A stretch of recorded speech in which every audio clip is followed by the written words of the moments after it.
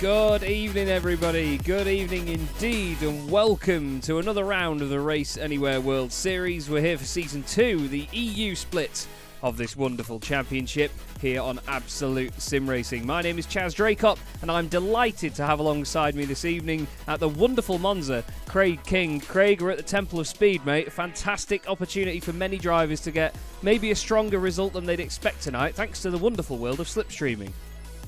Yeah, evening, Jazz. Evening, everybody. The wonderful world of slipstreaming. This is what 75 minutes and 2 mandatory pit stops are all about for the series. A lot of slipstreaming, a lot of fuel saving. It's going to be who's going to make the most of the new fuel tanks, because with changes everywhere. After last week on iRacing, we have new BOP for these cars, new aerodynamics, and also new tank sizes for these cars, which no one knows how it's going to go in testing, because they haven't had a lot of testing here. And also, it's going to be a challenge because they don't even know how to set the car up yet. So a lot of these drivers just trying whatever they can put their hands on. And it's actually going to open up the racing here. We actually don't know what's going to happen. We don't know what's strong. We've got ideas of which cars are going to be very strong. But I'm looking forward to it. I think all eyes could be on those Lamborghinis.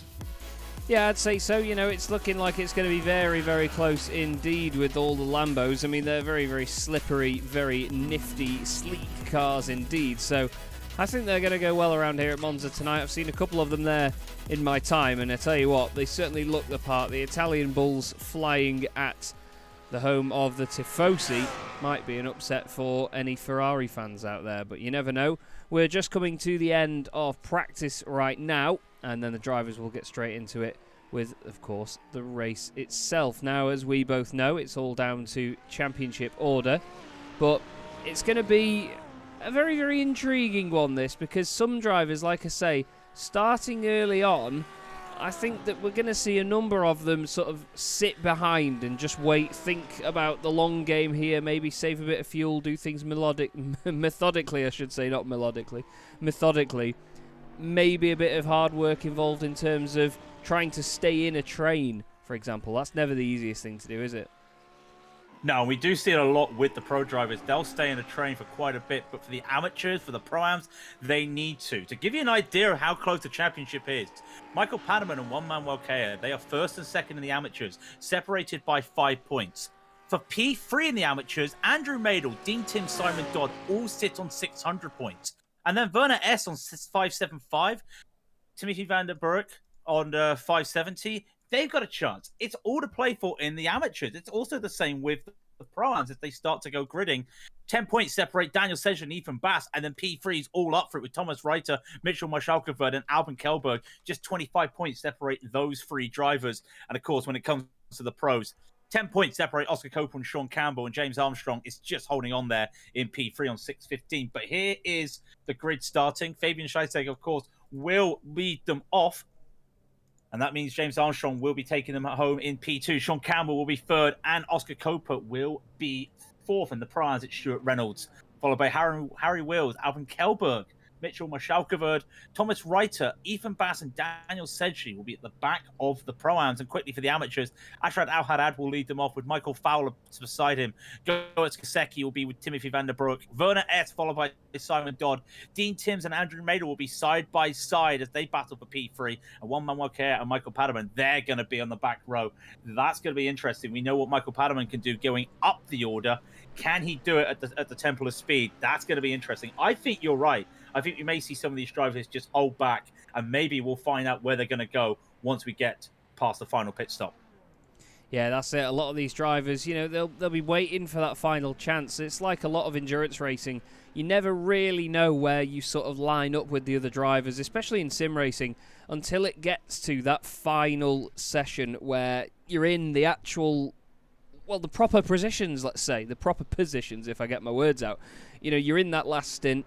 Everybody's had their stops. You all know what the situation is on fuel.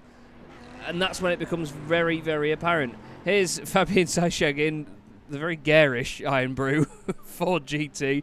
Not quite sure of the metallic aspect of it, but still, I'm sure that Ethan Bass will be a fan of that as well, a fellow Ford driver further down in the field. racing for TechSense Fitstyle Motorsport. But it's time to get underway here, Craig, and it's going to be the pros leading us away. Only 4 of them this time, though, but still, it's going to be an interesting battle between them. Yeah, it's going to be very interesting to see what happens. Who decides to make an early move? Look out for Sean Campbell.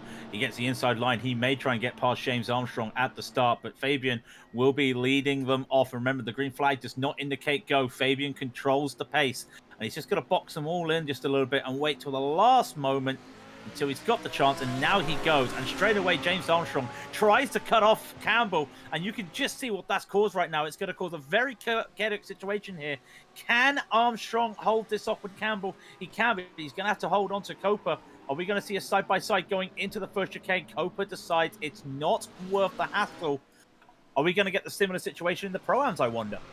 Stuart Reynolds leads them away. Then in the Audi, Harry Wills, his teammate behind him on the left in the BMW. Then it's the number 69 of Albin Kjellberg in the Lamborghini. Sneaks up the inside of Harry. Is he going to be able to get rid of the overlap? No, he's not. It doesn't give Harry all the room in the world on the inside of the chicane through the second part. And there's nearly contact there between Ethan Bass and Marshall Kaverd. And then in the AMS, we have Akraf El Haddad leading the way. Needs to sort his numbers out on the number board, but that's all I know so far. The rest of them, a little bit of argy-bargy. That's Werner Ace off the road. And S is in the barrier. And there was contact there with the big BMW of Andrew Madel, I'm pretty sure. Andrew manages to get away with it, but a little bit messy on the exit. But we see that a lot at Monza, don't we, Craig? There was always a bit of a shuffling going on into that chicane, and people try to get the best run, maybe lose the back end a bit.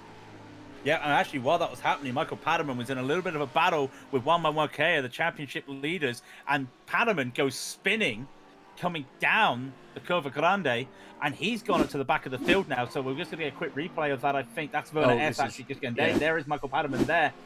But you'll be able to see, just having a little bit of a jostle here, trying to get the slipstream. That's all they're trying to do. They're trying to get the slipstream. No. And there's no room for 2 people there, and unfortunately, that's Paterman going to the back. He's got a lot of time to make up here, and of course that's championship implications. I also see some tire marks on the gravel at Oh, we lost you there for a sec, Craig, I think, but Ascari. No! Well, yeah, I think there, to be honest, you say there was no room, but I think Kalea made it that there was no room. He's saying absolutely no. Cuts over to the inside of Curva Grande and, yeah, certainly squeezed that gap away. But a few cars falling by the wayside early on, but these guys at the top, of course, less of them to fall off in the pro category. These guys continue on and still push together. But that Ford, it's great to see it still running, I must say. It's been around for a very, very long time as that Ford GT. I raced it as a bit of a meme with Tom Brooks in one of Jimmy Broadbent's special events, the Get This Bread Something of Imola. And it was an absolute meme. We were the only team that actually decided to run it, even though everybody else had threatened to. So that was frustrating, but still. Here's the battle in the Pro-Ams. We've got Kjellberg all over the back of Stuart Reynolds.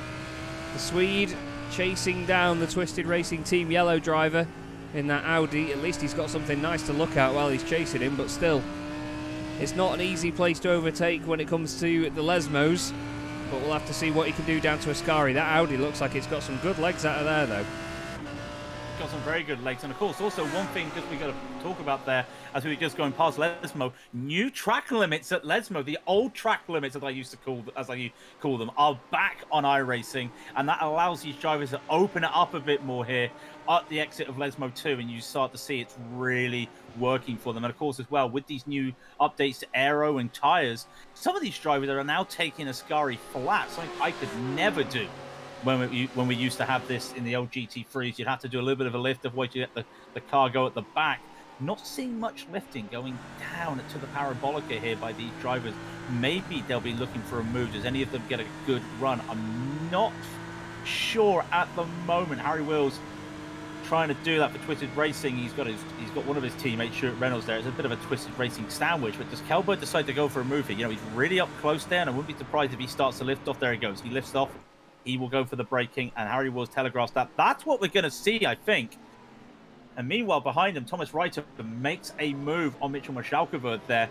No point fighting that, Mashalkoverd goes. He's just going to go for a little bit of fuel saving, and that's probably the better play for him right now, is to just get behind somebody and use them for fuel saving instead of letting somebody else get the fuel save. Timothy van der Broek now leads the way in the AM category. He's ahead of Akraf El Haddad, I should say, his countryman. The two of them only separated by about 0.4 of a second. Michael Fowler's another second or so back in the Ferrari. I'll be commentating again on Michael later on, I'm very sure, as I'm going to be doing the US split of this championship. Simon Dodd is behind him in the very, very garish and very bright and wonderful Eclipse Racing Ferrari, the number 49 machine. Currently up 2 places since the race began. But like you said before, Craig, the 2 championship leaders in this class, down in 8th and 9th in class at the moment, so not making too much of an impression as things go. But at the very front of the field, it's still the quartet all together at the moment. The slipstreaming obviously not coming into play yet. I think early on they've got nothing to lose really, so they're just going to not risk it. They're just going to sit and save fuel where they can. Just see how the pit stops pan out for now. Yeah, and look for the likes of, I wouldn't be surprised if Fabian Schleissig decides to go a lap early in terms of pit stops, and maybe the 2 RSR drivers, they'd probably go +1. You'd be lucky to get +2, but of course, as we were saying, with the new fuel tanks, it's very interesting because all the tanks now are not identical. I know the Porsche drivers have 49-litre tanks. Some of these drivers have 50-litre tanks. I think somebody may have 51. I'm not entirely sure. Don't correct me if I'm wrong there. So they have to do a lot of fuel saving right now, and that's very imperative to make sure that they know what they're doing. So don't expect +2s in the fuel in the stints. +1, we'll go with it like that. You start to see just them just taking their time. They are very skilled at what they do. They are the pros at the end of the day. That's what they know. We see this so many times from the likes of Campbell and Armstrong. How many times have we seen them on the World Series? Like these guys, Harry Wilson, Stuart Reynolds, how many times have we seen them battling it out? And these guys, they're going to be keeping it polite, being at their teammates. I mean, the last thing you want is a civil war between 2 teammates. And I think that's what Harry's just going to do. He's just going to keep it safe, but he's got to hold off Kelberg. You start to see that train now, all that fighting between Wills and Kelberg, and all of a sudden Reiter and Marshalkeverd, and then Bass and Sedgley, they've all come up to the back of the field here, and we've got quite a long train in the Pro-Ams. I think that might be everybody in the Pro-Ams. It is. Yeah, it is. It really is, right at the back of it. Sedgley in the SCW Racing Ferrari. As we go through Ascari, you're going to see the whole lot here.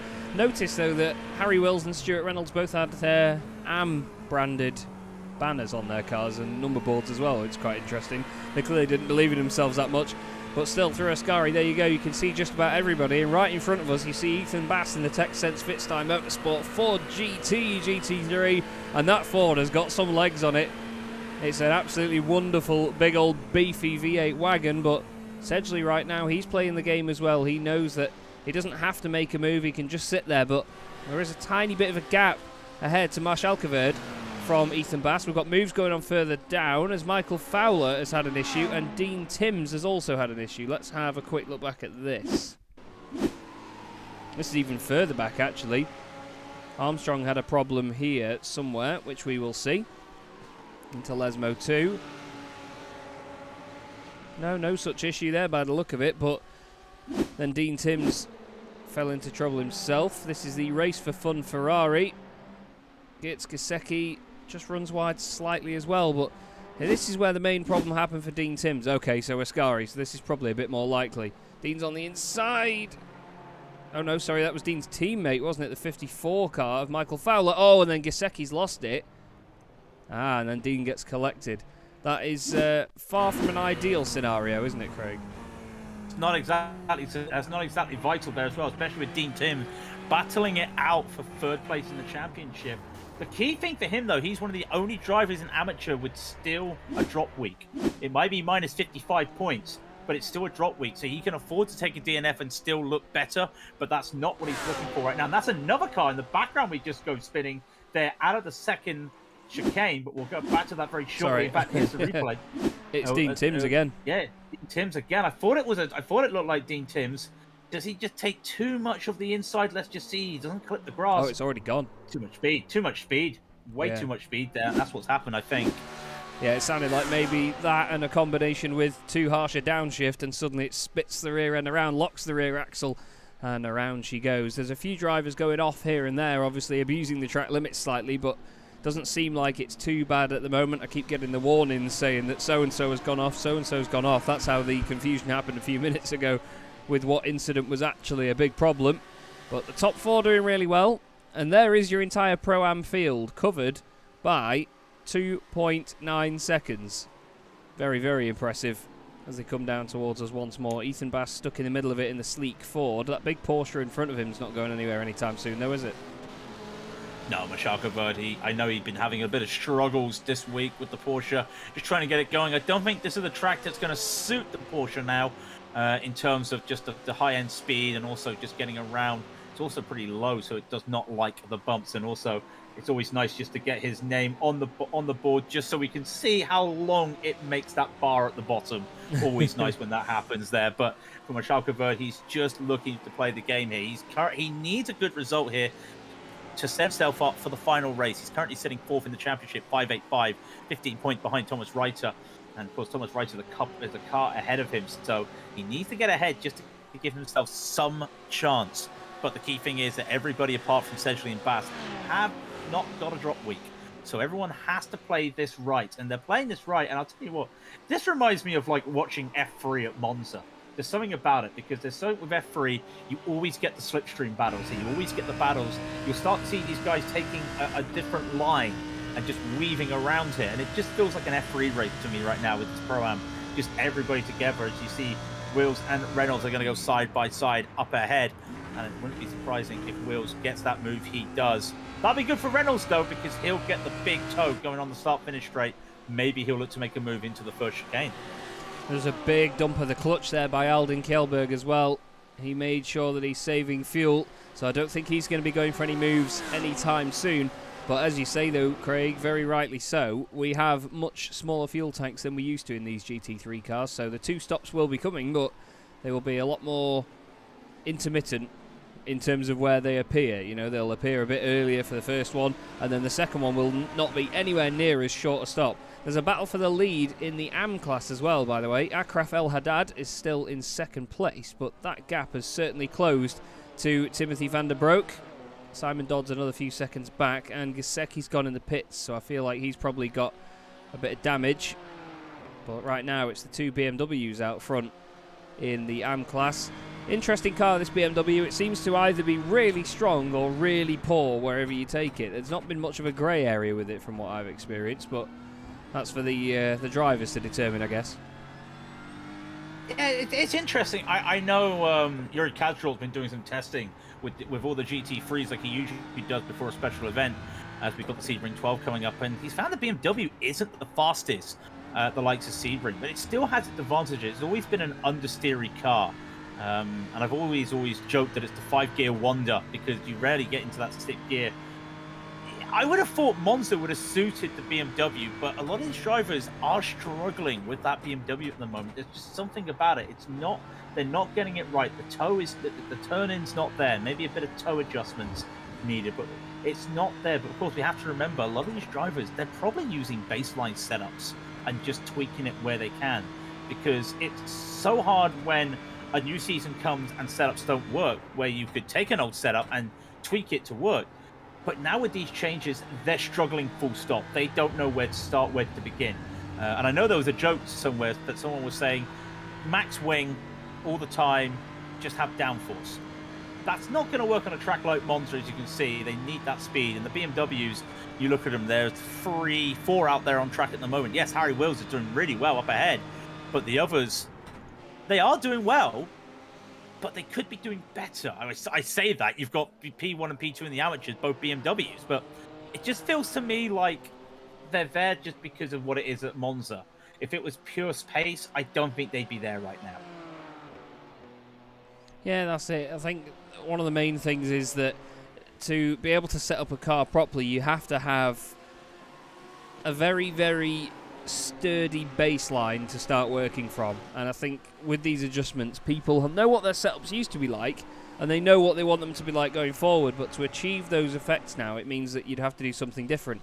It's one of the very, very interesting nuances with sim racing that makes it a little bit more difficult than real world stuff. You know, the car is just the car in real world. You know, they do get balance of performance, yes, but you know, it's still the same physical object. It doesn't change in its underlying characteristics. So when it comes to iRacing making these changes and so on, I think it's pretty intriguing to see where these drivers get their ideas from with their setups, and to see the difference in pace that it gives them as well, and how it can go one way then the other. But what a fantastic battle we've got here in the the Pro-Am class at the moment. This is awesome stuff.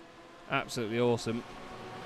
We'll have to just see if we can maybe get a view of them on the track. There you go. You can see the pros, the Pro-Ams, and then the Ams a little bit, well, I say a lot more spread out actually. But one big blue snake or caterpillar of your choice in the middle coming down to the first chicane. These guys now, it's going to be the first to blink, isn't it, I think? It is. Ooh, that was a late move by Reiter. He looked like he wanted to make a move on Albin Kelberg. Just fought differently. Or was that just him making sure there was space? Because we all know what Monza's like on any online racing platform. Simcade or Sim. We all know what that run down to the first chicane is like. I think some of those drivers were just getting a little bit worried, making sure they don't do that. And they haven't done that today. Knock on wood. As they all continue this lovely trade. It does look beautiful. Just the weave. I mean, I think the snake's the best term there. It does feel like the old mobile game Snake back when I was a kid about 20 years ago, where you're just weaving around. It's just a fantastic sight. I never would expect to see it here at Monza. A lot of the racing this season, hasn't been like that. So to see it right now is fantastic. At the back, Daniel Sedgley. He's right on the back of Ethan Batty. Did not get a good exit out of the Lesmos, but not really the time to make a move here. If they want to make a move, they've got to do it before the Parabolica or before the first chicane. Anywhere else, and they're losing too much time, and they're going to lose the back of this train. Ethan Batty's almost losing it at the moment, as is Daniel Sedgley. But they don't want to start battling because then they'll completely lose it. And then they got to hope on an incident or hope on a decent fuel stop. And I just don't think that's going to happen. So if you're going to see an overtake here, expect it in the first or last corner, I would say. Yeah, definitely two of the main overtaking opportunities when it comes to slipstreaming. Some people might even leave it till the very last corner of the race. You never know, but it's a very intriguing battle all the same. That's the thing with these races, as Kelberg goes forward past Stuart Reynolds' Audi. Mixes it up a little bit more with the manufacturers, so it's BMW from Lamborghini, Audi, Lamborghini, Porsche, Ford, Ferrari. It's a nice mix in the Pro-Am class. Lamborghinis and Ferraris pretty much adorning the AMs, with a few BMWs, actually 3 BMWs in the top 4 in that class, and it's still Van der Broek leading them now. He's got a bit more of a gap, 1.25 seconds to the good last time they broke any of the timing beams, but still. This is not fuel-saving mode for Timothy right now. However, I think balancing that out with pace is the main thing he's doing, because you see this, don't you, a lot, where a driver will be happy to sacrifice a bit of pace to fuel save behind a car and just sit there, but that's as long as there's not a car streaking away out in front. This is working to Timothy's advantage now, because if you consider how much more fuel he might have to take, if he can keep this up, I mean, the gap's already at over 2 seconds right now, this could just be an easy win for him, but he just needs to keep churning these laps out. Yeah, he needs to keep churning his laps out. One of the things I've always said to myself when it comes to Monza, churn the laps out, but don't get the off track. You get an off track and you got to slow down at the first chicane, then you push yourself. You got to slow down at the second chicane. So it just starts a chain reaction. So keep this pace going. And he was 3/10 faster last lap. He might be another 2 or 3/10 faster this lap. That's what he needs to have happen. And that would keep him to pull ahead. And because he's got no one to work with, he has to go with this strategy. And it's working for him right now. This is what he wants to see. But like I said, if he gets an off track, all of a sudden that starts to change things. So Timothy's doing a really good job here. Al Haddad, he's kind of fallen off here at this last lap. I think he's lost about half a second. We'll see as they cross the timing line. Even more. It's 2.4 now. Yeah, even now. more. That's 1.4 seconds off. Had to have been a slowdown or something. That's not right there for Adrad. In fact, you can start to see Simon Dodd just in the background, just starting to creep forward. And that massive gap between him and Andrew Madel when they're battling for P3 in the championship, all of a sudden Simon Dodd can see P2. And that P2 could go a long way for him trying to get this P3 in the overall championship, which would be crucial for him. A P3 with the man who's been racing in the series for so long would be, I think, it'd be the feel-good story of the season to see Simon Dodd after about 5 seasons get a podium result in the championship. Timothy van der Broek's last lap was a 1:47.93. His best is a 1:47.91. But El Haddad did a 1:49.2 to Simon Dodd's 48.6. So there's quite the spread in all three of their times. But still, the only one in the 47s on that previous lap was Timothy van der Broek.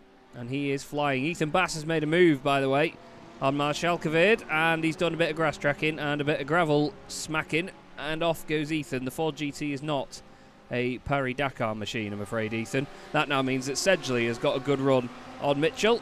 They're side by side down towards the Parabolica, or, as it is now known, the Curva Alboreto. The final corner here at Monza. Round the outside goes Sedgley. Tries not to squeeze Marshalkeveld too far to the inside. Marshalkeveld tries to keep the speed up at the same time, though, and they will go side by side all the way down the straight. It's one big drag race here, wing mirror to wing mirror. You do not need to move over on each other in a straight line. I will say that now, because drivers do it, and it really annoys me, and they're still... That was borderline annoying with how close they were getting. But look at that. Sedgley round the outside to the first part of the chicane. Inside for the second bit. He's not got rid of the overlap, though. Marshalkeved's got a great run off the corner. Sedgley's not giving him all the room in the world. Just needs to give him a little bit more. He seems to think that Porsche is about half as wide as the Ferrari, but somehow Mitchell holds on. Great defensive work, great persistence. Now is Sedgley going to send it down to the chicane, because he knows now the train has disappeared up the road and he needs to go after them. Look at that, Marshalkeveld decisively around the outside, but he's got in too hot, and now Sedgley's going to get the run on him. Mitchell defends to the right. Sedgley goes for the outside on the left into Lesmo 1. Marshalkeveld needs to make sure he doesn't go in too hot there. He's still in front, though, somehow. Fantastic racing between the two of them. And all this time, Ethan Bass can then close back in and get in the slipstream once again. But this train now is 3.5 seconds clear. Look at that. Thomas Reiter is gone. That's a second and a half these two have lost from having this fantastic battle. But I'll tell you what, I don't care. And in fact, Daniel says he's trying to go for it again. He can't do it. He just cannot do it. This is great racing between the two of them. And Ethan Bass is just looking on like, yeah, I'm just going to watch. I'm just going to enjoy this. I mean, it's crazy. And by the way, that's two cars that really shouldn't be matching top speed on the straight. And that Porsche was dragging ahead of the Ferrari. Usually on iRacing, we know the Ferraris are usually good at top speed. The old GT3 used to be overpowered when it came to top speed. Yeah, I think Chaz remembers that when there was a little bit of an issue with the drag settings on that, but he used to be a beast. Can he do it this time? He had Slipstream. Can he make a move this time? And he's 0.3 behind, now 0.2. The gap is closing, but it will have to be a send. They're now 4 seconds behind the rest of the train. Can't do it. He brakes early, but he just cannot do it. And maybe now the question is, does he need to get by? Well, he'd love to get by. He needs to catch that train, but there's still 52 minutes remaining. Crazy to think we've only been here for 22 minutes, and it's been nose-to-tail action in the Pro-Ams. It's been crazy at the front of the Pro-Ams as well. As you can see, Kelper trying to make moves on Harry Wales and Thomas Reiter as well, just getting in there. Pros are all together. The amateurs are all spread out. It's already shaping up to be quite an entertaining race here. And we have had an issue for Fabian Seischeg. The race leader has gone off in the Ford GT. He's lost the back end through Lesmo 2. Lost it again. Oh, no. Oh, that's a massive hit into the wall, side on. And that car is not even just crabbing. That is full-on lobster. That is absolutely done for. No amount of Iron Brew, sugar or no sugar, is going to fix that, I'm afraid. And Seischeg out of this one for now, and that means we've got the 3 pros at the front of the field now. The quartet becomes a trio, and James Armstrong's at the front of it. 4 started, 3 remain, and these are the 3 that are battling for the top 3 positions on the podium. And Cooper and Campbell, really, they're looking to see who gets first and second, but Armstrong wants to play spoiler. And he's been doing this a lot this season. It's been a lot of Armstrong will take the lead in the first pit stop, and then the RSR boys come in to make their moves. By the way, we're 25 minutes, into the racing. We've already had our first pit stop on schedule as Daniel Sedgley decides to come in. He just overtook Marshalkeveld there. Marshalkeveld had a bit of a slide coming out of the Parabolica. I'm sorry, it's still the Parabolica to me. He came out the Parabolica and had a little bit of a slide but kept the position. But Ethan Bass did get past Mashalkovod after that. Oh. But here's the Pro-Ams.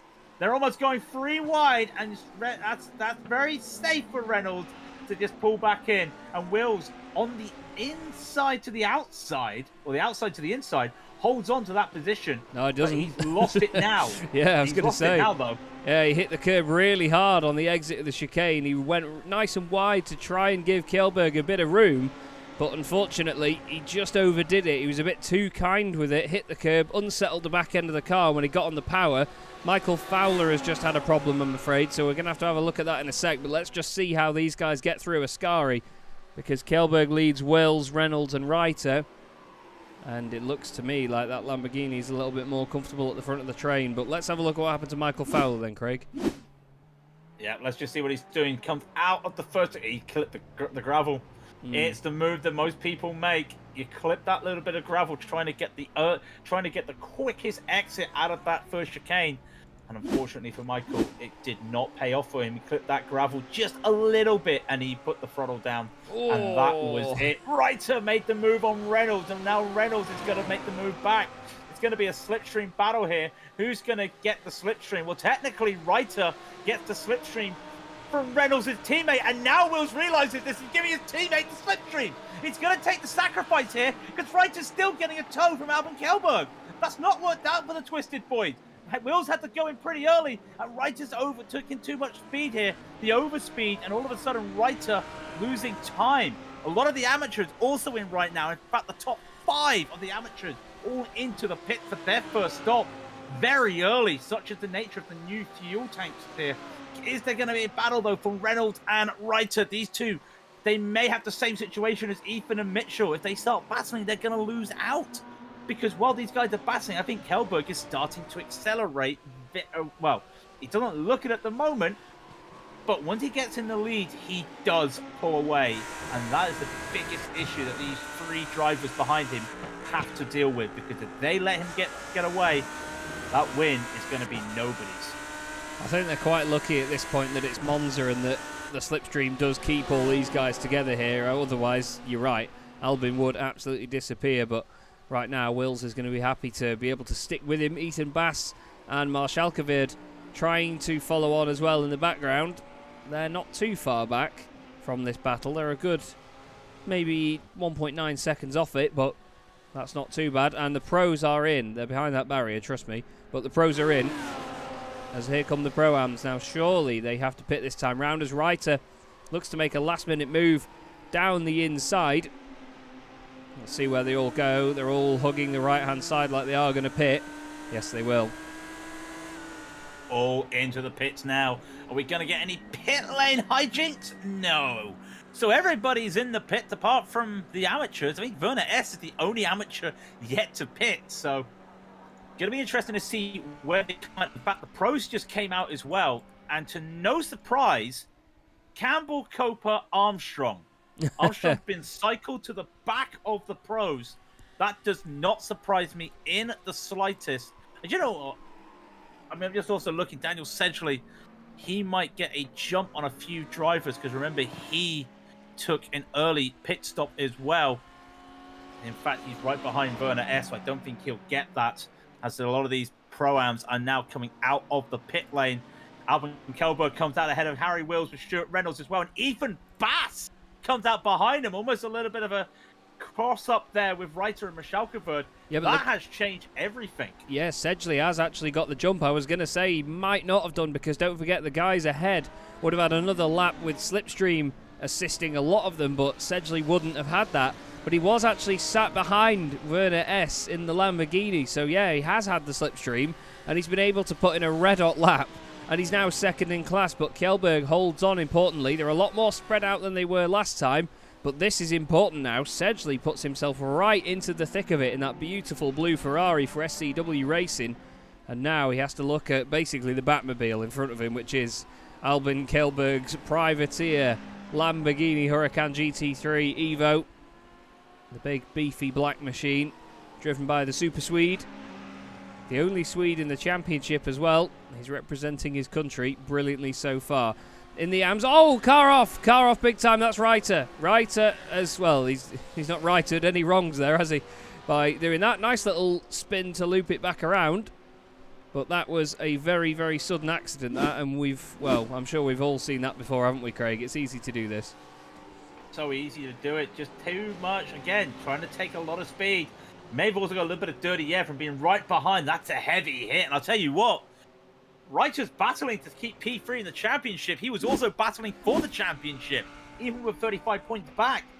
He's now at the back of the field. He's got a lot of damage there because, well, I know it's a tire barrier there. He still hit that pretty heavily. That could be his championship over. That could be. We're not going to count our chickens before they hatch. Meanwhile, Sedgley looks like he wants to make a run here. This Ferrari that he's had all season has been quick, but he decides it's better to just hold back and just wait, and that's pretty wise. But what that does do, it brings Harry Wills back in, because Harry, when they came out the pit, nobody was with these two. And now Wills is there. He's now in that slipstream, just on the tail of it. Maybe if they keep fuel saving, he might be able to just pull himself back in.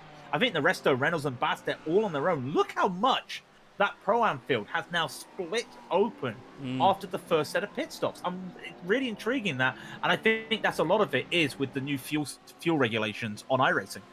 Yeah, definitely. It's really opened up the playing book now. We've got a battle going on in the AMs here. Seems like they're in a bit of no man's land when you see that shot. But this is Michael Fowler and Werner S. Lamborghini versus Ferrari. Fowler tries to go around the outside. S nearly straight lines the chicane, it looks like, on the brakes, but nothing untoward. The two of them make it out of the first chicane absolutely fine. And for the overall race lead, Sean Campbell still leads us. Then it's Oscar Coper and James Armstrong. 5.2 litre V10 trio screaming their way down the start-finish straight here at Monza. It's a beautiful sight. It's a beautiful sound. And those guys will continue. But the exciting battle is in the Pro-Ams. Like you just said there, Craig, Harry Wills, he's suddenly become a fixture in this battle now. Only 3/10 behind Daniel Sedgley. Yeah, and look out for Stuart Reynolds as well. He looks like he is starting to make a little bit of a pull together now. Little bit of a wide line there from Kjellberg, and he's going to try and get this slipstream. Let's see what Sedgley can do this time. And he's decided, I'm not taking any slipstream. I'm going to try and go for the overlap. Has he got the speed? He's a couple kilometers down. Now he's matching in terms of speed. Will he get it? Kjellberg decides it's better to just lift off. And can Sedgley get this car under control? He does. Beautiful. That Ferrari is now in the lead. We've got an Italian car leading two of the three classes. Come on, Simon Dodd. You've got to get up there for the amateurs. Make it an Italian 1-1-1 in all three classes. But brilliant. Is there going to be a response from Kjellberg? There isn't, but it did hold up Harry Wills. That's an interesting one. Yeah, Harry just didn't seem to get a very good run out of the chicane, and neither did Kjellberg, to be honest. Sedgley put his car exactly where he wanted it, and by the time they were on the throttle on the exit, he was already 6/10 clear. He's still 6/10 clear now as well, so no hanging about by Daniel Sedgley. It's been a mega start to this lap for him. He's 10 points clear in the championship from Ethan Bass coming into this, and then it's Thomas Reiter behind. He's 35 points clear if you include the pair of them. Marshall Kvert's the next car that can potentially challenge him for that. Other than that, Kjellberg's 60 points behind him, so this is perfect for Daniel Sedgley right now. He was sat at the back of this train earlier on. He went in one lap early, and boom, he's absolutely nailed it. Someone that's not nailed it, I'm afraid, though, Craig, is Michael Fowler. He's had an issue. Let's see what Michael does going into the first chicane. You're going to see him now in the second card there. Now, he did almost straight line it last time. Now, does he clip the grass? He clips the inside. So at one moment, we see somebody goes on the outside and clips the gravel. It was him as well. Too much sausage. Too much sausage. Yeah, it was Michael, yeah. That's almost like a kicker trying to overcompensate. He's kicked too far on the left. He's kicked too far on the right to compensate. And Harry Wills had a bit of a twitch entering the final turn. And that allows his teammate Stuart Reynolds to just take that position. And in some respects, that may be a good move with these guys. Can Reynolds catch up to Kjellberg and Sedgley? No. Sedgley is almost a second ahead of Kjellberg. Just in one lap. Brilliant. Yeah, fantastic pace from Sedgley. Absolutely fantastic indeed. Stuart Reynolds just looked like he was going to go in a little bit too hot into the first chicane there, but he did get it all under control, managed to hit the second apex at least. Looked like the car really didn't want to play ball as soon as he stepped on the left pedal. But yeah, Sedgley, as you rightly say there, Craig, is doing a wonderful job at the front of this pack. Kjellberg is maybe just hoping he can stick with him and try and save some fuel. But this is the thing. Daniel took the risk in that first pit stop because as the car that gains the advantage by being first to pit, that doesn't come without risk. You have to be the one that leads the way in that. A lot of drivers will wait and just see what other people around them are doing and they'll react to it. But what Daniel did was he thought, yeah, no, you know what? Stuff this noise. We're all hanging back. We're all sort of waiting for each other to go through the chicanes.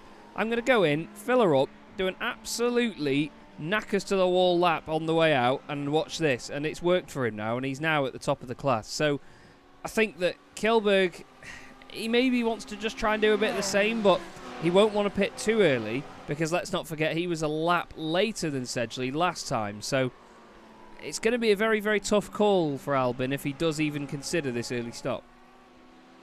Yeah, and also just remember with this new fuel strategy, I know a couple drivers were maybe considering a free stopper just with the nature of the fuel now.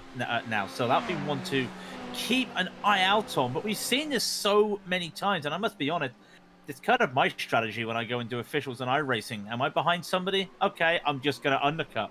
I'm going to come in a lap or two earlier because you're holding me up and I'm not getting anywhere. And I think that's what Sedgley did. All that time he climbed. We do see it in the series. A lot of people taking less fuel in their pit stops on their first pit stop just to try and get a jump. I know Sedgley's done that, but this was just a tactical move by Sedgley this time. It paid off for him. He has got Kjellberg now catching on to him. Such is the life of Monza. You think to yourself, you've gotten past the guy. But as long as he does the corners well, you're not going to shake him because he's always going to be on your slipstream. And that is what Daniel Sedgley's got at the moment.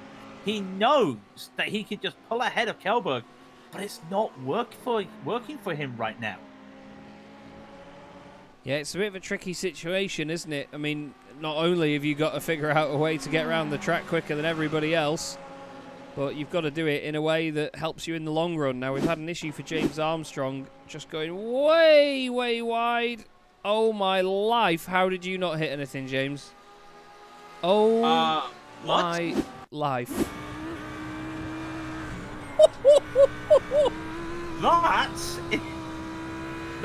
I've got no words. I've got no words. The moment you see that, you think to yourself, okay, save it. No, you can't save it. You're in the wall. The moment he's gone left. Yeah. Wow. That's insanity. That is insanity from James Armstrong. How on God's earth? Fantastic behaviour by James Armstrong. Unfortunately, Akraf El Haddad has not saved whatever happens here. I think he's had a bit of an issue in the chicane. Maybe just clips the inside curb, maybe clips the grass on the outside, and the inside curb for good measure, and the outside sausage curbs. But does get going again without any damage, so I'm sure he won't mind too much on that part. Battle's still going on here. Side by side, Ethan Bass and Timothy van der Broek in the Am Ferrari fighting with the Pro-Ams here. Ethan not happy with that. Then again, he's never happy with any driving standards in iRacing. But he's flashing his lights side by side with the BMW. The little tiny, low, sleek Ford sort of pops out from behind it. He's down the inside into the second chicane. Needs to leave the room for the BM now as well. And look behind them, Marcel Caverd is thinking, oh, come on, boys, sort it out. But wow, all this time, though, really, you've got to argue, is Van der Broek in the position where he needs to fight these two Pro-Ams? Well, he's fast. He's fast enough to get by them, and he is allowed to do that. But at the same time, this has now put a bookmark between Ethan Bass and Marcel Caverd. Now Marcel Caverd will have to get past another car to get a chance at getting past Ethan Bass. It's not going well for him. I mean, he's still going to gain a little bit of time over Thomas Reiter in the championship. But right now, he needs to get past Van der Broek, or Ethan Bass is just going to keep on going there. Can Van der Broek, though, even put a spanner in the works again and try and make a move on Ethan Bass? This could be very interesting. Timothy's got nothing to lose right now. He's sitting 7th in the championship. It's a long shot for him to make P3 in the championship. He's got to roll the dice, and if he wants to do this, power to him, I say. If he can make this work, fine. If you're fast enough to beat the guys that's in the class ahead of you, do it. Will he try and make it this time? I don't know. Marcel Caverd's losing time to these guys. I know that for sure. Can he do anything here? Van der Broek's going to go for it, though. He is actually going to make this move. That's a Pro-Am getting overtaken from an amateur. And Bass is going to fight this, and Van der Broek cannot make this. And this is going to help Mashalkovod. Yeah, that's it. I mean, it's all entertaining to see him do it, isn't it? But at the same time, this is going to be a very frustrating situation for the two Pro-Am drivers who both have their own championship to think about. Van der Broek has certainly made his decision, and he's not letting these guys just sit, because at the end of the day, you know, if he just backs off a little bit and sits behind these two lads, then Simon Dodd, who's just here in the Ferrari, could just start to close in naturally in the fact that Timothy could be hanging back and not putting full pace into the race. So Simon Dodd in second place in class at the moment, very much in no man's land here, 5.5 seconds ahead, 4.5 seconds behind before you can see any cars. But either way, it's a nice environment to just churn away the laps. Now, we need to look at this, though, because the lead battle again for Pro-Am is still spicy. Albin Kjellberg ahead of Daniel Sedgley and Stuart Reynolds. Then Harry Wills. His quartet still circulating. It gets more spread out the further you go. But now, Kjellberg's over to the left. Is this him sort of succumbing to Sedgley and saying, right, you lead, I want to save some fuel? It's got to be that. It's got to be a little bit of tactic then. In fact, he lifted. He let Sedgley have that. This has to be a bit of tactical prowess here from Kjellberg. He realizes that's the best way to go. Reynolds can be faster. He's unable to pull away, though, like a lot of these drivers at the moment. So I think he's just going to accept where he is right now. A bit of peloton racing here. You know, someone needs to lead the peloton as they go around their rides. And I believe they just want to take their turn. Stuart Reynolds with hard braking. I thought he was going to go into the back there for a moment. But he holds on. And now he gets on the gravel. He's going to lose a little bit of time there on acceleration. Realized he was on the gravel, though, and just took his foot off the accelerator. Just waited a little bit there. And able to hold on. Harry Wills just in behind. Van der Broek, by the way, has gotten past Ethan Bass again, I've just noticed. Those two are having quite an interesting fight, if I do say so myself. Key thing, though, with that battle with Ethan Bass, I forgot. He's P2 in the championship. He's P2 in the championship, battling Daniel Sedgley.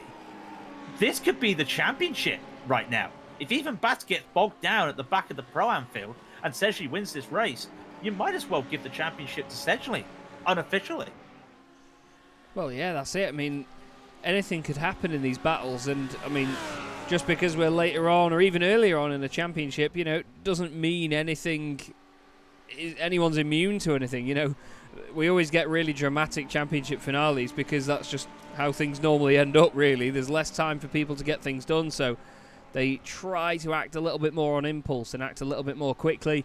And with this being the penultimate round of the season, this could certainly throw a big old spanner in them works.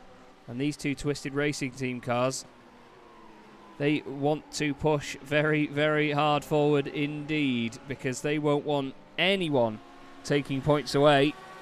But right now, it doesn't seem like they can do enough, does it? I think they're now playing the waiting game as well. They realise that they have to just hold on, keep that slipstream, get as close to Kjellberg as they can. Just make sure they save some fuel here. And in fact, you can see Harry Wills is already doing that. He's having to save some fuel. Reynolds isn't, though. Look how deep he went into braking on that first chicane there, deciding not to. I think he's also trying to get them forward. Reynolds doesn't really have a lot to play for here. He started late in the championship, despite he's had 4 wins from 4 races. But he hasn't got a shot at the title. But he's still here looking at that and looking at the possibilities of just holding on, helping Harry get up the championship points as well. And also for the team championship, this would be good for Twisted. So maybe. Now we see Mashalkovod going side by side with Van der Broek. Oh, no! No! It didn't need to happen, boys. It didn't need to happen. Yeah. I was going to say before, I didn't think Van der Broek really needed to be fighting them as hard as he has been doing, and we'll have a look at it again. But, I mean, Mashalkovod, he's come too far over to the right for one, but Van der Broek was barely on the white line. It's not... It's just unnecessary. Completely unnecessary. This is how it started earlier. Oh yeah, definitely. They both had something either going on for them or didn't, but it just doesn't need to happen in a straight line at all. You know, there's no advantage to be gained really. Side draft is minimal. Marshalkovert's barely left the car's width, but he comes back over to the left, you see, and then he goes back to the right, and that's what makes the contact. It doesn't need to happen. It's very frustrating to see, as you can probably tell by my tone, but it's just racing that doesn't need to happen, unfortunately, and that affects people's championships, and that's exactly what it's done there. Yeah, that's probably Marshalkovert out of the race for P3 in the championship, and that's a shame for him. I think he's still ahead of Thomas Reiter, so still got anything to play for, but with Kjellberg up in P2, he may just sneak ahead into that battle for P3. Meanwhile, for the pros, it's still the RSR show. Sean Campbell from Oscar Copa. Campbell, of course, has to be fighting here. He's 10 points behind. I mean, the worst thing right now for Campbell is 2 wins and 2 P2s for Copa will not win Campbell the championship. Just on the nature of countback. In fact, if I look at the countback, it would be close, actually. No, Campbell might do it. 2 wins and a couple P2s for Copa, and Campbell would win on the nature of winning 1 more race than Copa, such is how close it is. And Campbell knows all about close. A couple seasons ago, he lost the championship on a countback that went as far as most fastest laps. It went that far. It was such a fantastic finish. So he needs this battle. He needs this win. Or everything to play for. They have come together a couple weeks ago in an accident. Who knows what can happen? They are teammates, but at the end of the day, they are also fighting for that championship.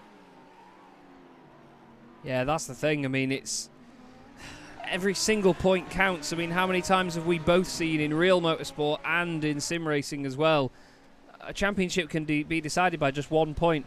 Now here in the Race Anywhere World Series, every point is basically separated by 5 points. Every place is separated by 5 points, I should say. So your score's either going to end in a 5 or a 0. There's more chances of it tying that way, and that's what keeps it really intriguing. But honestly, there's a hell of a lot at stake with a number of these. And look, isn't this interesting how Van der Broek is now suddenly back with Ethan Bass again? How? Although I suppose, actually, to be fair, Ethan went straight on at the chicane as well to avoid the incident, so he didn't really lose or gain anything from that incident going on. Van der Broek cut the chicane, so did Ethan, and they both would have had slowdowns from it. So I guess after Van der Broek had sorted his damage out, he just cracked on with it, and here he is. And I bet there'll be no required repairs there. If there's any damage, it'll be optional. So he'll be probably getting away with that, as is Marshalkovert as well. Both of them getting away with just a little bit of cosmetic damage, but will that affect their top speed? Who knows? But Van der Broek, he's now got Simon Dodd right behind him. And that's not where he wants to be. He had a 5-second lead at one point. He started getting tangling with the Pro-Am. That gap started to close down, and that incident with Marshalkovert took it to basically right on his bumper. Simon Dodd loves this track. He is in the Ferrari. He really loves that Ferrari around here. He knows what he likes in that car. And he has a shot right now of a win that I think 10 minutes ago he had no idea what was going to happen. And he was hoping for a wing and a prayer. And remember, if he gets this win, that almost seals him getting a podium finish in the championship. So that he needs to also think about that right now, because the P2 would still be good for him right now. He doesn't need to do anything crazy. That's what I'm saying right now. Yeah, that's the thing. Yeah, they don't need to do anything more crazy. But this is Andrew Madel. Now, I think we're going to have a big off here, because it said that he overtook Reiter in front of him and then didn't. Ah, there we go. That'll be why. Straight on at the chicane. And yes, he adheres to the little foam boards. I like it when drivers do that, because, you know, they're not really there in sim racing. You can hit them and they get wedged under the car, but I like it when drivers do adhere to them. I like that. It adds a bit of immersion for me, that. But also at the same time, if you do that swerving, then you are definitely serving the slowdown in that area. Yeah, good point. You know, if you go full speed, you could probably serve it, get down into the second chicane, like where these guys are right now with Cedric Kjellberg and Reynolds. But yeah, if you do it the other way, then you've got the opportunity of being able, you might be a little bit slower coming to the Cova Grande, but at the same time, you've served most of your penalty, and that's what I like doing. So a really wise decision there from Madel to do that instead of trying to just completely go yeet like their cones in Gran Turismo. regardless, these guys are not yeeting anything at the moment. They're taking their time. 25 minutes left, just under 26 minutes left. Pit window is officially open, but again, with the new fuel tanks, we don't know where the pit window will be, when they're going to pit. We know a lot of these drivers pitted lap 15. They're on lap 27. So give it another 3, maybe 4 laps. We know Sedgley will be coming in. I wouldn't be surprised if Sedgley comes in now, because remember, he pitted lap 13. So he may come in now. Just keep an eye on that. Can he use that to his advantage? If he was to come out the pits right now, might be around the back of the amateurs. I don't think that's a bad thing. Here he comes right now. Kelberg may go in. No, Kelberg's getting the slipstream. So it's going to be Kelberg and Reynolds with Harry Wills just on the tail. And I think Reynolds does have the run here. Is he going to look for it? Decides to go to the back. He does not. He's saving. I reckon he's going to try and go 1 lap ahead of Kelberg, maybe. Ethan Bass in the pits as well in the background, but this is not what Sedgley needs right now. He needs these guys to fight. He needs them to have a scrap on track physically and hold each other up. He needs a real battle from these guys. It's close in the lead for the AMs, by the way. Simon Dodd down the inside of Timothy van der Broek, who was having a nice, peaceful time at the front of the class, but then after getting stuck in with some of the Pro-Ams, it obviously went to pot.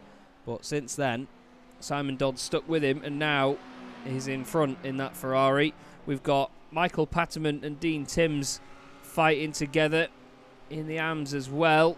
Patterman, to be fair, is holding on in that Lamborghini. Just in front of them now is Sedgley. That's not where he wanted to be. He might have wanted to be behind these guys for this in lap, but right now he doesn't want to be giving other people slipstream. He wants to be getting it from other cars.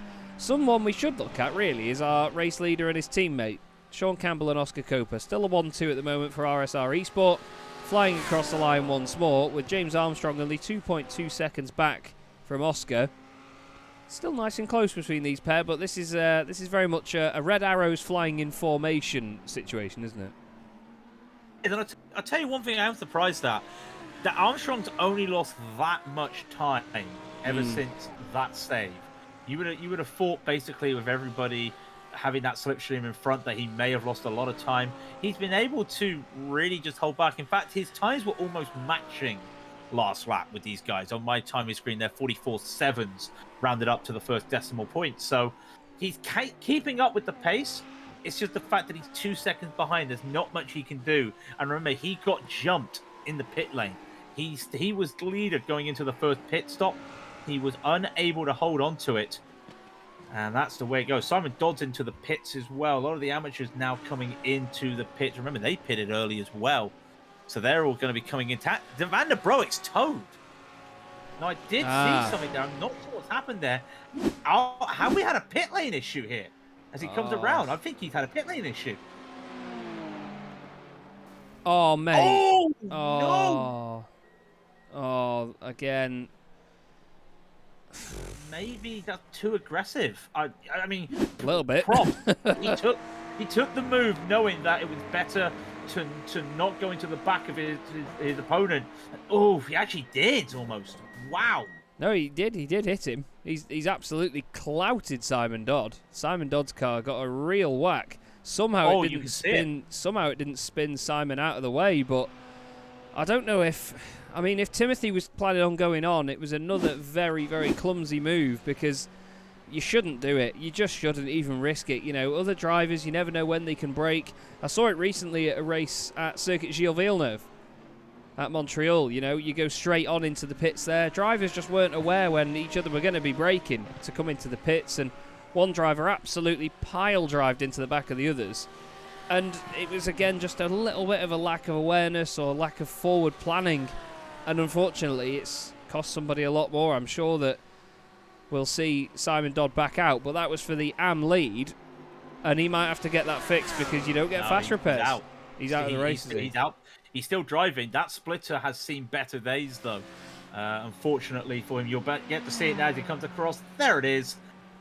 Yeah. That's going to be hard to try and keep up there, because he's going to be losing a bit of time on the straights. Thankfully, the wing is fine, but that splitter will be costing you. And by the way, that Montreal thing, that's happened to me in races.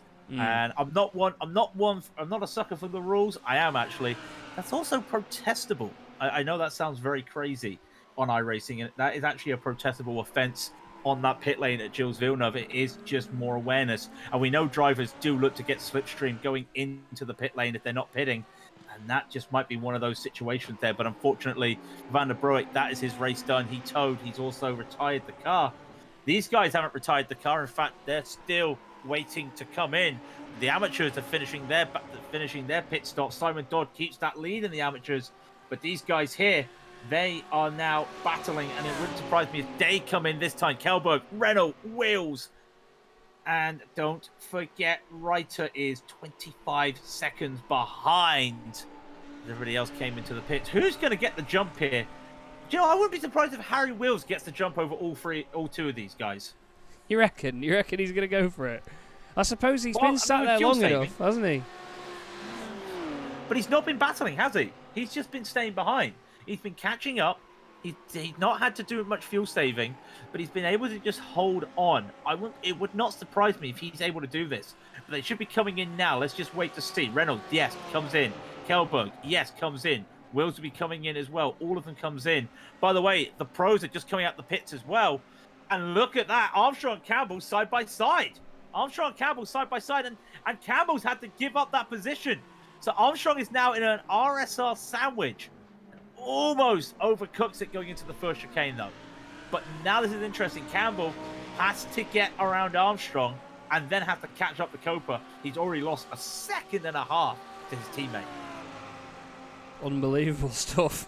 So once again, the whole situation's thrown up in the air again. It is. And I've also, by the way, the Pro-Ams have just come out the pit. I was wrong.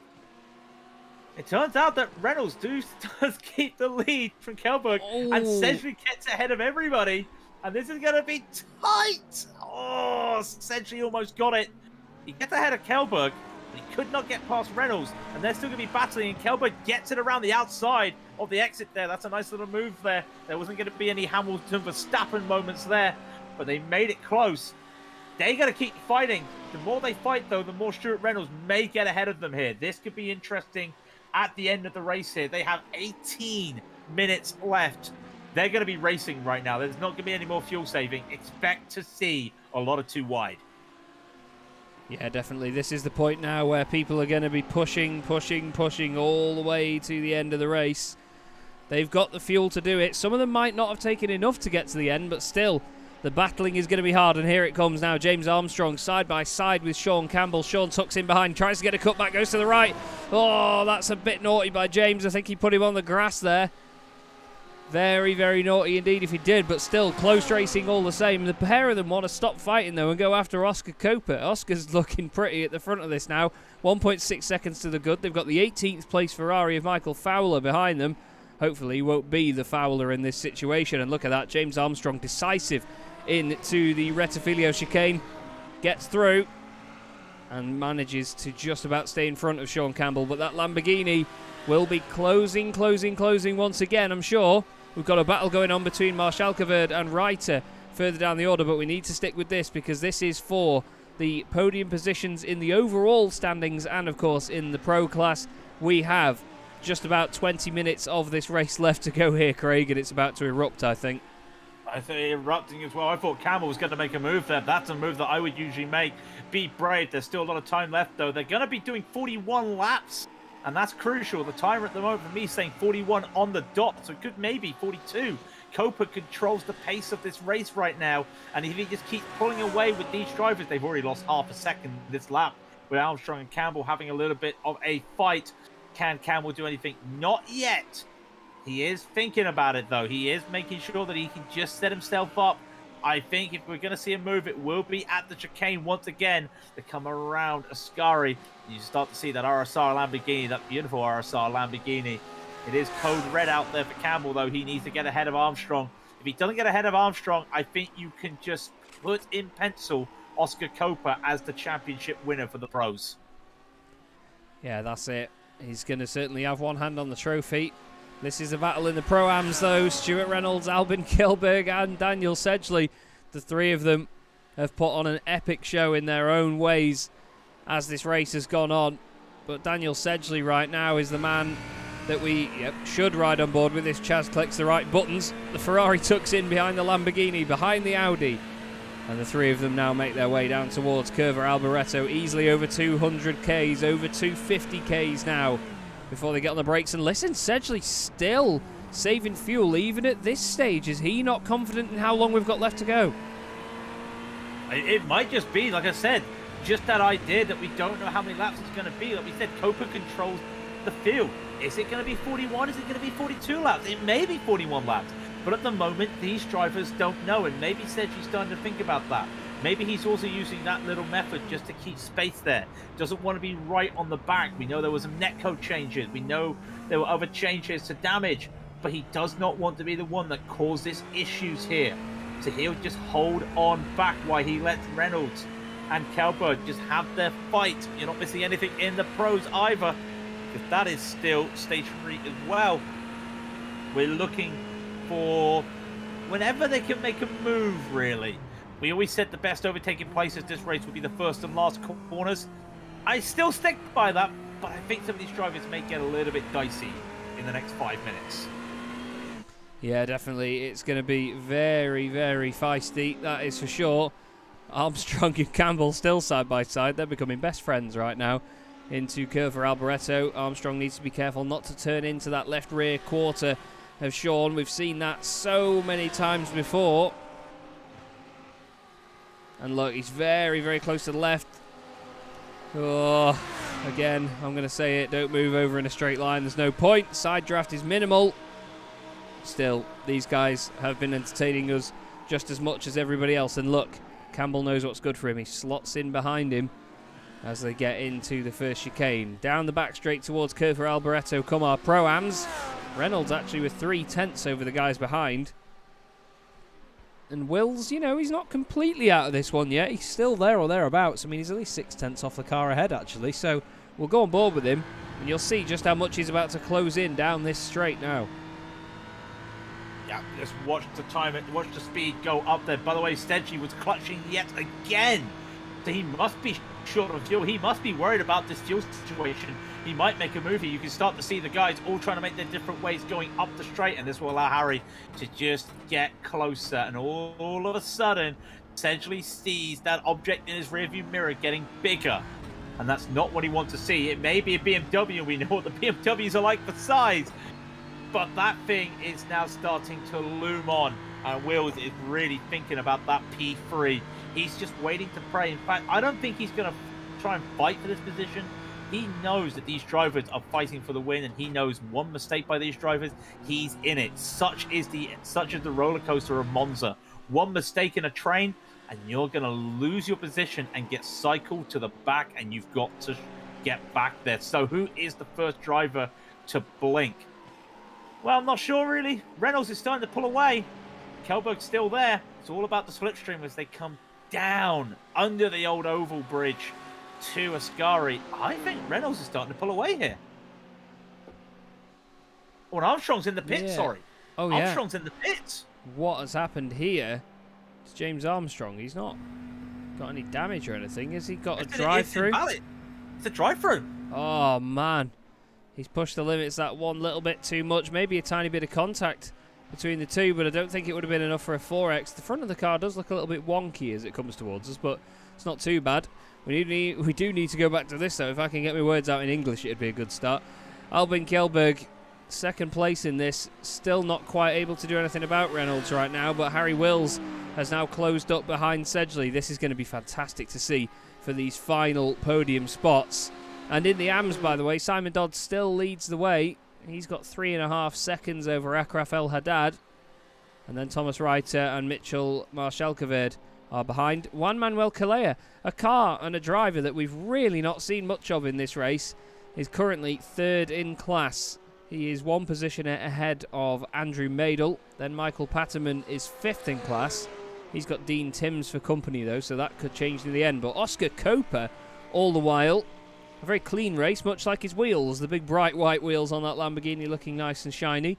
Nearly at the 1 hour and 4 minute mark here, so 11 minutes to go. Not too many laps yet to go now at this point, Craig. No, not too many to go, but we got to talk about that interesting development in the amateurs. Patterman's fifth. Juan Manuel is third. Sorry, I'll get my words out. There's only 5 points between them, and Padawan had the 5-point lead. So if there's 2 positions behind them, that's 10-point difference. That would give Juan Manuel a 5-point lead going into the final race of the season. Which, if you don't know the final race of the season, one of my favorites, it's Le Mans. So that could change everything again, especially when the drivers are going to be more in tune with these setups. We'll keep an eye on that, but we've got to keep our eye on these battles. This is looking fantastic, and Sedgley has a run. But again, it's all about the slipstream. Like I said earlier, this feels like an F3 race. I'm loving every moment of this Pro-Am right now. Sedgley clutches again. We still don't know. Is it 41? Is it 42 laps? We're not going to know until the final lap here. Koba gets slowed down here, but he doesn't want to do that. Inflict the pain or inflict the pleasure of driving around Monza. I'll take the pleasure, please, Chaz. Yeah, this is a breaking point for a number of these guys right now, and like you say, Le Mans is going to be just the same, with plenty of slipstreaming, plenty of mind games, loads of strategy. And I cannot wait for that finale of the championship in just a week's time. Albin Kjellberg won't be thinking about that right now, though. He's just looking at the back of that Audi in front of him and thinking, get back here, sunshine. I want that class win. Stuart Reynolds, though, has been looking out of shape at a couple of corners over the last lap or so. I'm wondering how the tyres are on that car, because they certainly didn't seem too comfortable. Obviously, a lot of these guys will not be taking tyres. They're going to be making sure that they can only take fuel and have as short a pit stop as possible. And right now, it looks to me like Kjellberg just can't quite do enough. Yeah, what can he do? What can he do right now? He's just not getting the pull out of the corner. He's not getting that speed. He's unable to catch up to Reynolds. What is he able to do? He's only holding on. Let's be brutally honest. He's holding on to this battle against Sedgley because he's got that slipstream. And Sedgley, yeah, he can get the double toe here, but then what can he do with it? Because the moment he pulls this to one side to try and overtake Kjellberg here, he loses all that momentum. And in fact, you may see it again. He's got such a nice run where Kjellberg doesn't have that run. Let's see what happens when they come again. Again, Sedgley clutches, takes a bit of a wider line into the final corner and gets a really nice run here, but it's not good enough to start making moves. The gaps, you start to see them. They are the gap, just under 3/10 between Reynolds and Kjellberg. 4/10 between Reynolds and Sedgley. It's all looking close. They go for a little bit of a weave. They set their stall out. Who wants to take the stall? Kjellberg, I think he's going to go for another lift here. He does not set himself up for a move here. 8 minutes remaining. This is such a fun battle.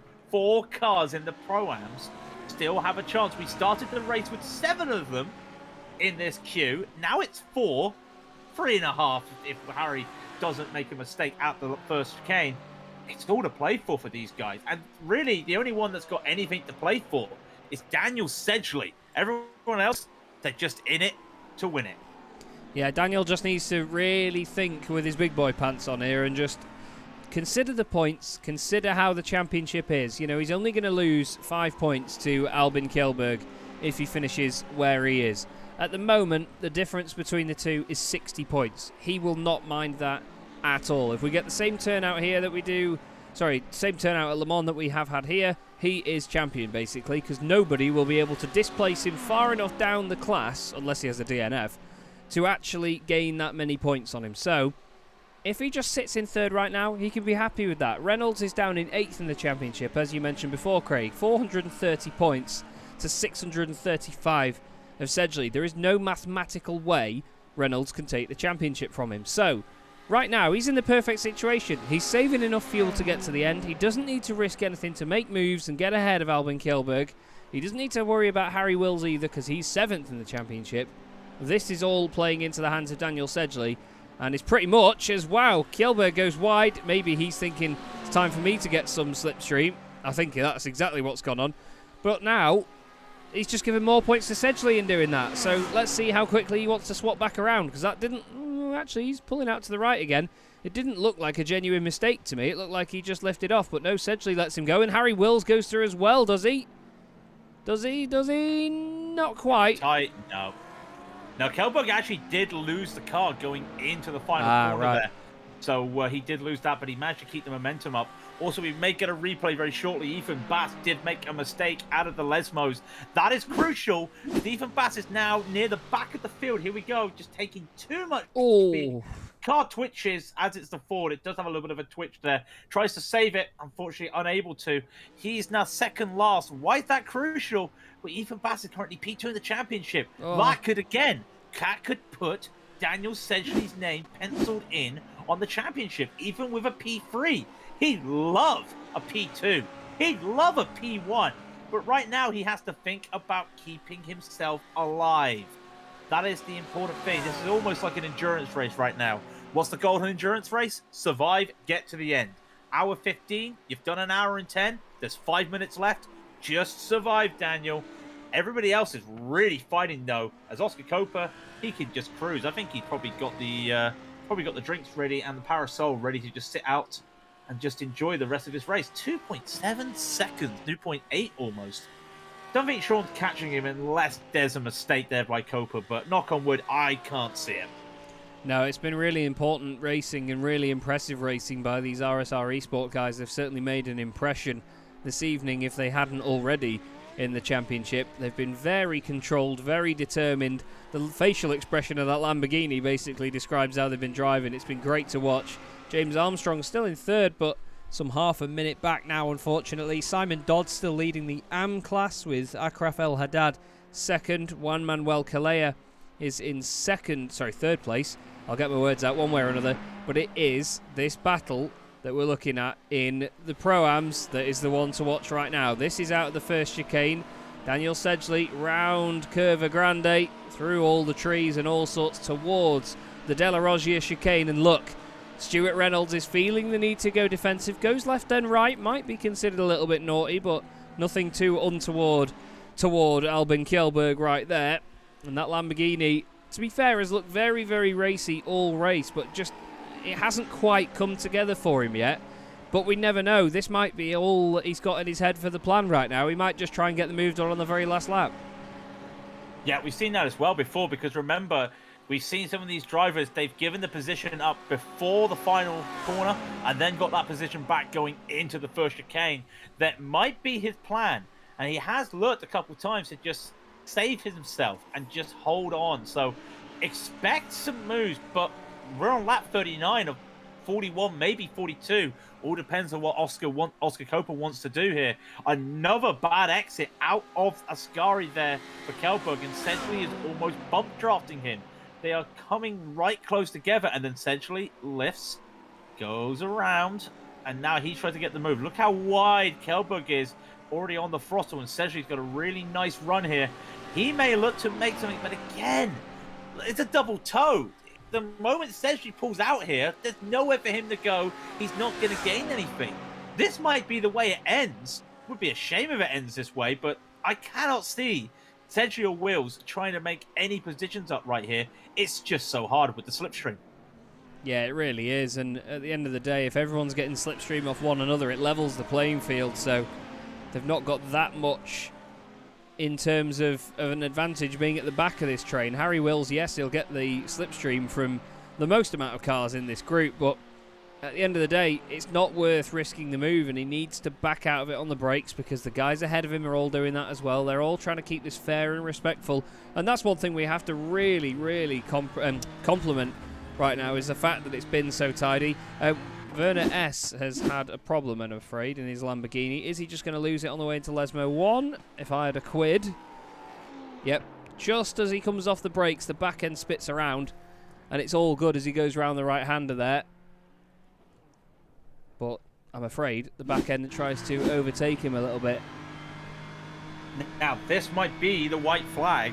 Copa crossed the line with 1:47 left on the clock, and he did a 1:47.8, such as his pace. Now, I can't see if it's white flag or not, but that to me probably says it's white flag. It's going to be very close. He does control the field, so we'll have to keep an eye on that. We'll have to keep an eye on that in the next minute. But these guys are battling. Reynolds still there. It's always fun. You just cannot keep your eyes off these guys. Oh. Brilliant. A slide for Reynolds, and Kjellberg's going to get the lead, and Reynolds is on the gravel. Reynolds on the gravel, and all of a sudden, now Century's got the chance. Century here on what could be the final lap, penultimate lap, sorry. He now starts to go for the overlap. Kjellberg is going to push him all the way over, but he's got the speed. The Ferrari's got the speed. Come on! Nah, come Kjellberg, that is not on at all. We were talking actually before the broadcast that Kjellberg got a telling off from iRacing, and that's the sort of thing you get a telling off for. That was not on whatsoever by Kjellberg. That is over the edge. That is completely. Now, I argue with people about the white lines here at Monza down that straight and say that, yes, you shouldn't really go over the white line, which is where Sedgley was, but Kjellberg really overly did it there. As you exclaimed, Craig, he's round the outside into the chicane, though. Is Sedgley? Oh, Kjellberg's out of shape. He's really fighting hard. We need to have a look, though, at Oscar Koper for now, because he's coming into the final couple of corners, and I believe that this is going to be the checkered flag. Or is it? He's got 5 seconds. Yes, the checkered flag is out, and Koper does it. Koper gets that victory. That might be all she wrote in the championship. Campbell needs a miracle to win the championship now, but we've got to go back to the rest of the battles in the Pro-Am as Campbell comes across, because all of a sudden the Twisted Boys, here they come. Harry Wills has got up to P2. You've got Reynolds now P3. Kjellberg trying to break the toe. Into a scurry they go. Sedgley gets that P3. Wills is going to get that P2. That may be a decision, though, with the stewards. There may be a protest. This is provisional results at the end of the day. They've got one more corner to go. The toe is being broken. Look at the weaving. Sedgley doesn't care about a toe. He's going to use the toe for Wills. Reynolds is going to try and go. Now split between Wills. Split between Kjellberg, and Kjellberg's going to get that inside line. Is there a cutback here? There's going to be a bit of a cutback here. Can Wills do this? Wills is going to do this. Is it inside? He hits the back of Kjellberg, and it's going to be Kjellberg at the line. Very close, but Kjellberg gets it, and also Reynolds will get it over Sedgley. What a finish, but remember, that is a provisional result. We don't know what's going to happen. That is provisional, and also, say it isn't so. That was an invalid lap by Harry Wills. Don't tell me he's at the incident point limit. Yeah, he was on the grass on the right-hand side. I think he just lost it trying to get the cutback. Simon Dodd's just going to lose the win in the AM class at the line as well. Akraf El Haddad takes the win in that one. Fantastic performance there. 33 thousandths of a second. Ethan Bass crosses the line in 5th, but we'll go back to that and look at it right at the end there, because to be honest with you, I think Harry Wills is not going to be classified exactly where we saw him there. We'll go to the chopper cam. Look, Harry tries to get this cutback. He tries to get the cutback on Kjellberg, and then he just loses the back end. Look, he snaps to the right. There's a tree in the way, but there was no contact really until that little tiny tap there. But he just lost the back end of the car, I'm afraid. It's all on Harry. And it is officially done. He has been relegated to 13th overall. He is, and there you see it now. That actually gives now Reynolds the P2, Sedgley the P3. But remember, all provisional, because there might be some people putting in some protest after what we saw there on the penultimate lap, on the final lap there. A lot to talk about there, a lot to unpack on that finale as well. That was absolute madness at the end. But what we do know is we do have some winners. We've got Oscar Koper winning the overall race with Sean Campbell, his teammate, in P2. And James Armstrong will take P3. And then, of course, Fabian just unlucky there in the Ford, just making the mistake. Unfortunately, he will turn out 4th overall after towing, for the pros, of course, not overall. For the Pro-Ams, remember, Albin Kjellberg, at the moment, provisionally pole and winner of the race. Stuart Reynolds will come home P2. Daniel Sedgley will be 3rd. Even Bath gets 4th from Thomas Reiter, and Mitchell Mashalkaverd will be 6th. Harry Wills, I mean, he did have P2. He may have had the win. Unfortunately, though, that is the nature of getting a black flag for incident points right at the line. He goes to the back of the field. Then Ashrad Al Haddad right at the end. Simon Dodd, that damage, with that split of damage at the end was just too much, and he loses out by a whisker. Juan Manuel Kea with a very crucial P3. Andrew Mader will get 4th. Michael Paterman 5th. Championship lead now goes to 5 points for Juan Manuel Kea. Dean Timms will come home 6th. Michael Farah, Werner S., Goetz Kaseki, all a lap down respectively. And Timothy van der Broek finished 7 laps down after retiring. I'm out of breath. What a finish. Yeah, that was one incredible way to end a race. And to be honest, I think the drivers will probably need a bit of time to chill out before they come in and have a chat with us. But Oscar Koper, very, very, very well-driven victory. That nice and tidy all the way through. Did exactly what he needed to do lap after lap. worked the strategy out, and it was an absolute beauty. Great racing in the Pro-Ams, though, it has to be said. Just a shame about the over-the-top move, I'd say, by Albin Kjellberg to the right-hand side. There were certainly some brilliant moves in it, though. There were certain drivers going around the outside into chicanes to then get the inside for the exit of said chicane, and we were provided with wonderful entertainment throughout. The slipstream battling of Monza is definitely not anyone's disappointment. And to be fair, I've got to do this all again in a couple of hours with the US guys as well, so I know that's going to be a feisty one. Yeah, the US series will be on later tonight, and that's going to be one as well to keep your eyes on. It's been some really fun racing watching the US back, of course, because unfortunately it's a bit too late for me. I'm probably awake by the time the race, the race is just finishing. I'm getting ready for work, so I can't watch that live, but I can definitely see that it is so much fun to watch. I'm not sure if we're going to get anybody come in for a chat here, which is a bit of a shame. It must be said. We get to see this fantastic start with the Pro-Am. I mean, what a race they gave us. Mashalkova going side by side. I think it was Ethan Bass or somebody having a bit of side-by-side battling. You had all the battles around the amateurs as well, really. It was back and forth because it was more of a battle of attrition there for the amateurs at the end of the day. Most of them were just trying to make sure they stayed alive, but real truthful, that Pro-Am probably gave us one of the best races of the season. I mean, it's one thing to see all 7 cars racing around at the start, but it's another thing to basically just see them at the end of the race like that. Yeah, that's it. I mean, we did say, didn't we, that it was going to erupt at the end after the final pit stops, because that's when everybody knows they've got the fuel to get the job done towards the end of the race, and they don't need to push any further or any differently or change how they're racing from there. They just have to adapt to what the drivers around them are doing, and I think it was a beautiful display of very, very close and very intense racing from all of them. It does look like we have an interviewee available if you'd like to have a word, Craig. We've got with us the wonderful Ethan Bass, but for some reason I cannot drag him up. I cannot drag him up either. What? Oh, that's a shame. Honestly, I'm trying the same thing. That's a shame. Harry and the boys need to stop changing our roles. I did it. Yeah, that's a shame. That if Ethan can hear, I do apologise. We're unable to move you. Yeah, so it looks like we're not getting any interviews tonight, I'm afraid. I mean, I suppose we could go down there, but I want to stay all high and mighty in the broadcast booth. But either way, to be honest, I'm sweating buckets. I'm sure it's the same way you are as well, Craig, because that certainly had us working hard, that race. But I mean, I'm glad I had you here today, otherwise my throat would have been absolutely destroyed. Yeah, it was certainly a great race to first work together on, that's for sure. But I suppose it's time for final words before we have to go, really. Yep. Don't forget, next week, ladies and gentlemen, the finale. Most of the championship positions are still to play for. We don't know who's going to finish in what position at Le Mans, so it's going to be fantastic to see what happens, because I love Le Mans. It's just my home. So I can't wait. It's going to be home turf for me. It's going to be home turf for a lot of people. But that's it. Thank you once again to Chaz, and thank you once again to everybody for watching. If you like what you see, we've got Ethan here now. Let's have a quick word with Ethan. right as we're just wrapping up. Yeah, we've got Ethan in here. Didn't go your way tonight, Ethan. Do you think that's the championship over? I think just about everything happened tonight, and it sounds like everything's happening in the broadcast booth as well. Oh, that was a trying experience with these new physics. Yeah, talk us through these new physics, because I know some of the cars, but of course, because I'm not a Ford driver, I don't know the Ford. I'm guessing it's kind of the same as well, where you're really struggling just to get the not just the grip, but also just the speed, the turn.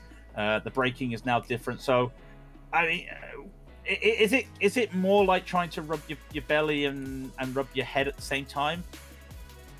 The phrases you come out with, no, it's not that, but it's so much easier to accidentally overdrive these cars now. I feel like in the second, after the first pit stop, I think I must have absolutely burned the front tire catching Mitchell and trying to have a decent gap to Daniel after the pit stop, because that second phase, I don't know where the pace went, but as soon as I got the second pit stop done, I think maybe I gave the tires just enough of a rest that the lap time came back, but all that time loss just caused so much frustration that unfortunately, I was lucky enough to beat Reiter.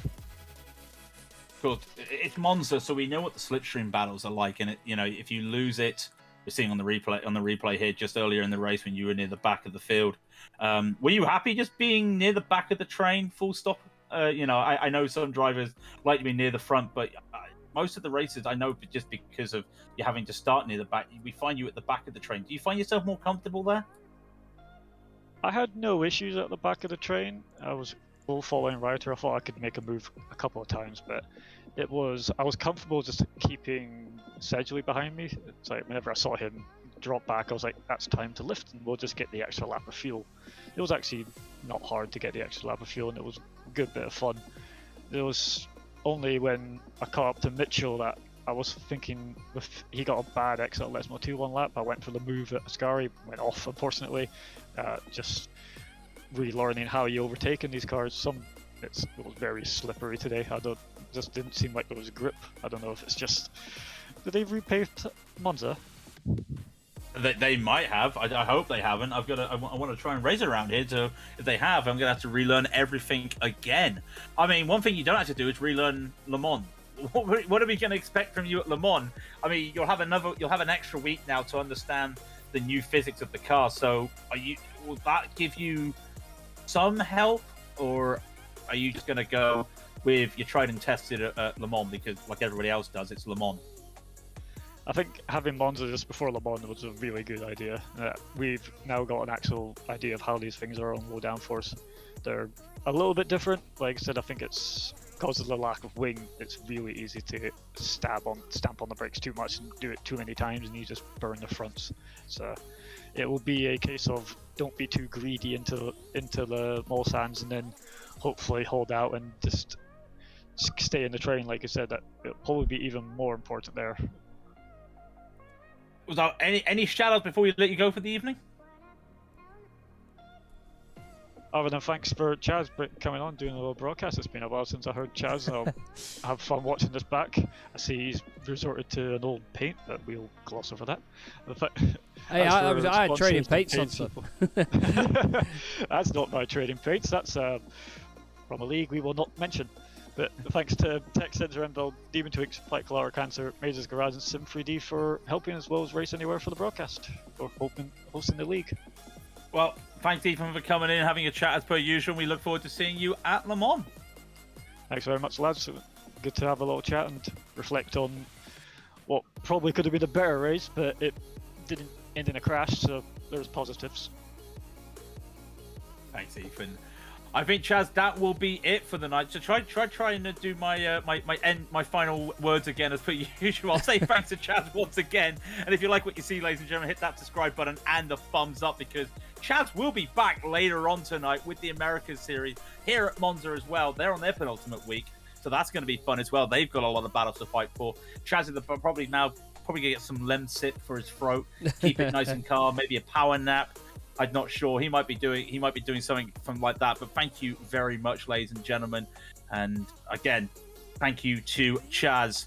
So for myself, Craig King, and Chaz Draycott, I will say thank you very much, ladies and gentlemen, from Race Anywhere World Series, sponsored by Race Anywhere, of course. Thank you very much. I will see you next week. Until then, have a great evening, ladies and gentlemen, and take it easy.